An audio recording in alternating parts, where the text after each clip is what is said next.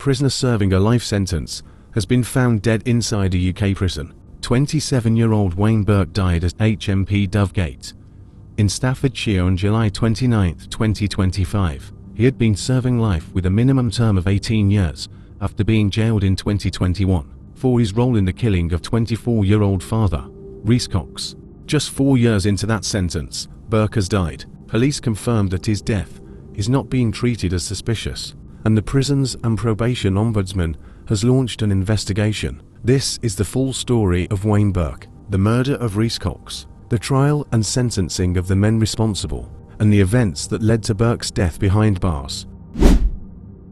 On the night of August 15, 2020, Sedgley in the West Midlands was busy with weekend crowds. Among those out that evening was 24-year-old Rhys Cox, a father, a son, and a man described by his loved ones as a gentle giant. He had been drinking with friends at the Clifton pub, a popular Wetherspoon at the heart of the town. But as closing time approached, violence erupted outside. A man Rhys had met that evening was suddenly set upon by a group. Several men surrounded him and began throwing punches. Rhys stepped forward, not to fight, but to protect. He tried to intervene as a peacemaker, but the attackers turned on him instead. He was dragged down to the ground. He was defenseless, and while down, he was kicked and punched repeatedly. The assault was brutal. Witnesses described it as relentless. Despite the shouts of bystanders, the attack continued. By the time it ended, Rhys was fatally injured. Paramedics arrived quickly, but they could not save him. He was pronounced dead at the scene.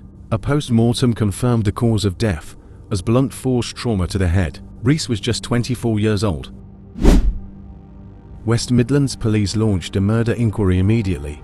The attack had taken place in public, in full view of witnesses, and CCTV footage from the town centre captured key moments of the incident. Detectives interviewed those present and pieced together what had happened. 6 men were identified and charged in connection with the killing. Among them was Wayne Burke, just 22 years old at the time. The trial at Wolverhampton Crown Court. In 2021, the trial of the 6 men began at Wolverhampton Crown Court. The jury heard how Rhys had been trying to protect another man, and how he was instead pulled down, beaten, and killed in the street. The prosecution described the attack as sustained and merciless. The defense for each man tried to play down their roles, but the jury was told it did not matter who had struck the fatal blow. Each man who joined in the attack was guilty of taking part in the killing. At the end of the trial, 5 men were convicted of murder. A 6th was convicted of manslaughter. On sentencing day, the judge delivered long prison terms to every man involved. Wayne Burke, then aged 23, was jailed for life with a minimum term of 18 years. Shaquille Halliday was jailed for life with a minimum of 18 years. Sebastian Jones was jailed for life with a minimum of 17 years. Shane Jones was jailed for life with a minimum of 18 years. Adam Ashwin was jailed for life with a minimum of 16.5 years. And Ryan Nicklin, convicted of manslaughter, was sentenced to 12 years in prison, serving at least 8. The judge told the men their violence had destroyed a family. He described the attack as cowardly and devastating, and he said the public would rightly be appalled at the way Rhys had been killed in the street for simply trying to protect another person. For Rhys's family, the sentences brought some justice, but nothing could undo their loss. Life in prison. For Wayne Burke, the reality was clear. At just 23 years old, he was facing at least 18 years behind bars. He was transferred to HMP Dovegate in Staffordshire. There, he began serving his time under the strict routine of prison life. Burke had only served 4 years when his story came to a sudden and unexpected end. The morning of his death, on the morning of July 29, 2025, staff at Dovegate raised the alarm. It was shortly after 8 a.m. A medical emergency had been reported involving Wayne Burke.